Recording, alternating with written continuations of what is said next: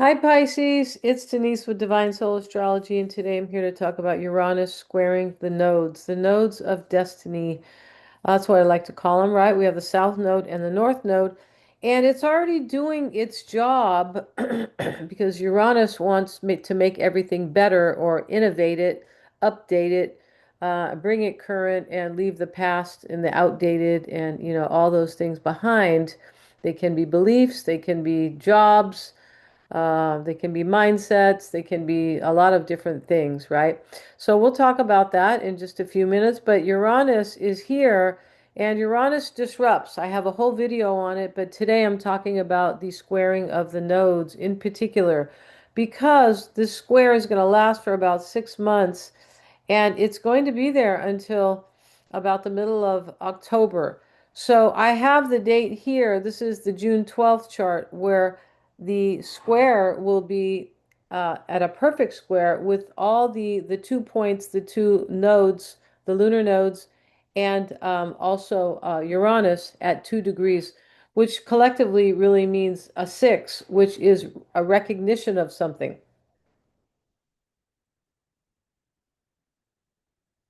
This video is going to be for Pisces, Sun, Moon, and Rising. And so, Pisces, it's really a big deal for you because the North Node is in your sign. All right. So, what do the nodes represent? And the North Node is about where we are going, consciously or unconsciously.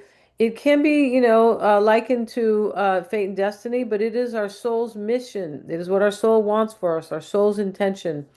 Now, some people will call it, our higher calling, our true potential. And we have the North Node, the South Node over here, which is what we need to move away from or leave behind. That is associated with the past that may limit us. We're not growing anymore. The North Node wants us to grow and, live out our mission. And so it is concerned with the South Node is concerned with lack, limiting the past. It can even be limiting talents that we just stay with because we're afraid to grow, right? It can be that. It can be past lives. It can be wounds in this lifetime. It can be family wounds, wounds, because the South Node is related to family roots and lineage. It sure is. I'm also a past life regression practitioner, so I understand entirely, right? If you would ever like one of those, they are highly helpful. They really are. They're very empowering. So, and so is astrology, right? Your own natal chart. That's why I love it so much. So here we have the South Node. It looks like a little bag, like you're carrying around baggage. This can be likened to baggage as well. It sure can. And so they're in opposition. They're always in opposition because they're on an axis, right? So the axis that we have right now, Pisces, is the health axis. Yours is the emotional health. We can call it spiritual health as well. We can. And for Virgo, it's practical health or physical health. But sometimes when we talk about health, it doesn't necessarily have to mean, yeah, we're not always talking about the body or the emotional, our emotional mind. But typically we are with this access, but health can be the health of anything. And that's kind of what this is showing us. The health for you is in your first house, the North Node.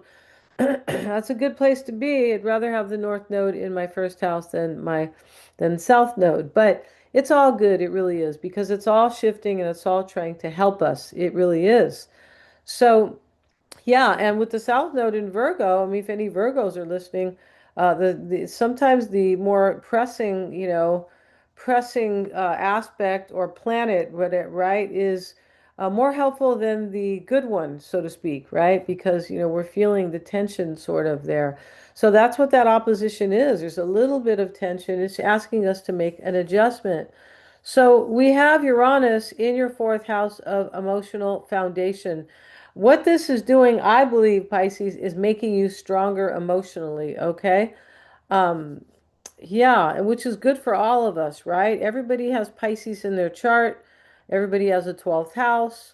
Yeah, everybody has Neptune and Jupiter in their chart. They sure do, all right? So, but your fourth, Uranus is here in your fourth house of emotional well-being, emotional security. And this is home and family. This is your roots. This is like your emotional grounding. It sure is. This is a very important house. It's an angular house. The fourth, the seventh, and the 10th are the most important houses. Yeah, they are. So, because these are they impact your life the most. So here we have Uranus, and Mercury is ruling Uranus here because it's in, Mercury, it's in Gemini. And, Uranus in Gemini is changing the way you think about things. You could be being strong, you could be growing stronger. And so the sun is also in Gemini when this perfect square happens. So those I think I said this, these 2 points here, the nodes and Uranus, all at 2 degrees, we're recognizing something. Okay, the cosmos want us to recognize something. That's why astrology with your own chart can really make your life better. Yeah, it really can. And so, yeah. And so now we have Mercury is also ruling where the South Node is. So, Mercury is a big deal here. And where is Virgo again? Virgo is right here in your seventh house, in another angular house. That house is how you create harmony in your own life, balance, and any partnerships, business, romantic, what, um, and your opponents, right? And your opponents don't have to be people. It could be a situation. It could be things in your life, that are kind of opposing you or making things harder, right? These can be our thoughts, especially when we have Mercury ruling your fourth and your seventh. OMG, right? So Mercury is ruling Uranus, it's ruling your south node, and Mercury right now is in your fifth house of self-expression. And Jupiter is, and Mercury wants you to be smart. It wants you to understand. It wants you to see. It wants you to be smart, right? That's why it is associated with plans and goals and willpower, and your ideas and things like that. So we have this Mercury here in Cancer. Excuse me, it is, likely asking you to be a little less emotional.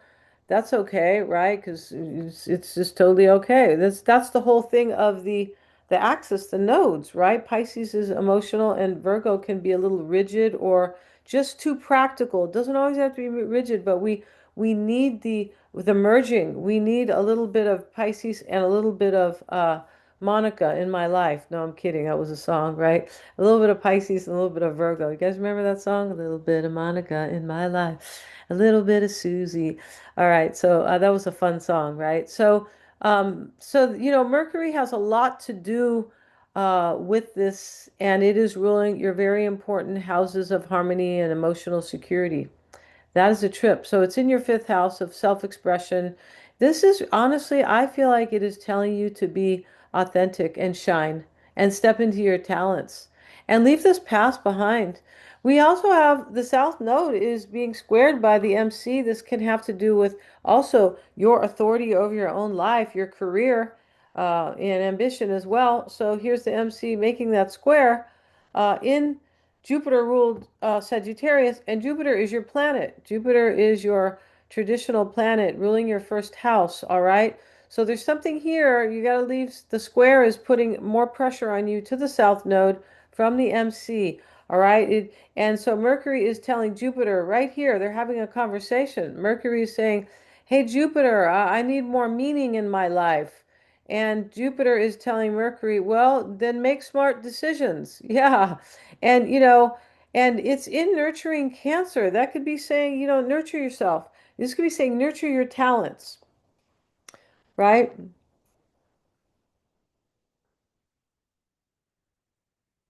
Nurture your self-expression and don't be afraid. No, do not, for sure, right? Um, yeah, and so we know that now that Jupiter is ruling your house of career and ruling your first house, and Jupiter is in your fifth house of self-expression. This is also the house of love and sex and children, and having fun. I know most Pisceans have fun. I feel like they do. The ones I know do. And sometimes they do need reflection and rest. Yeah, because Pisces rules the 12th house of isolation and rest and meditation. Um, yeah, so they need downtime for sure, right? So we all do. It depends, we all do, but Pisces kind of rules that there. Now, what else do I have here for you? At the time of the perfect square, Mars will be here, and Mars is in your third house. And why is this important? Because your third house is your house of plans and goals and your thoughts and things like that. Yours is ruled by Venus. Mars doesn't much like being here in, wow, and Mars doesn't much like being in Taurus. No, it is actually in fall. Mars is in, yeah, let's have a look here. Yeah, it is because um yeah, it's in fall in Taurus and Libra because it is the opposite sign of Venus, right? So here's Mars is in Venus's house here in your third house, and we have Venus over here in Cancer, and Venus is in a conjunction here with Jupiter. So this is about taking good care of yourself and also express yourself, right? Your well-being. What this is saying, Pisces, is that your well-being is through your creative, it can be through your creative pursuits or your creative expression. Yeah, wow. um yes. All right, that's very good. That is very good there. All right, so and if we follow this, this change that is really trying to happen for us, then things will fall into place because there's something here that is pressing with this square up until October that wants us to change, that wants us to, and if we go with that, then everything will fall into place. Yeah, that's how that is working, right? And Black Moon Lilith, I forgot to mention this. This is in your 10th house of career. It is making a trine, excuse me, to your sixth house of work and health. And it is opposing the sun. Wow, in Gemini, and this is very important because the South Node is being ruled by Gemini, and so is Uranus. So, but this Lilith here, there's something here you're letting go of, or that you should, that has to do with your shadow side, like you, and your shadow has to do with, sometimes it has to do with, I really want to be who I am, but um, I don't like, I haven't faced my shadow, haven't confronted that. Step into your power, all right? That can have to do, the shadow can have to do with a lot of different things, but step into your power. And Lilith, what happened is I think Lilith, somebody took her power away. There's a story to that, and it's very, it's very connected to what I'm saying. Somebody took her power away. I don't know what they did to her, but step into your power here, Pisces, and everything will be much better for you. The sun makes the opposition to Lilith in your 10th house of career, and the sun being ruled by Jupiter, which rules the North Node here. Yeah, it's very cool. And yes, and so this sun here is a sense of yourself. It's how you express yourself. And the sun is life. So with that opposition, it's like if you really want to live, there's something about your shadow that you may need to kind of confront and, look at it. We don't know. The thing about our shadow is that we don't see it, right? Until things happen in our life and then it wakes us up. So, but it looks good. Pisces. Thank you so much for joining me here. And please like, share, and subscribe. Hit the little bell. You'll be notified of my next upload. If you would like a reading with me, my website is below, and these allergies are really bothering me today. But yeah, check out my website. I have a lot of great readings. I have psychic readings, and yeah, those can be for you or somebody else that is important to you. And yeah, check that out. So thanks so much for joining me here, Pisces. I'll see you in the next one.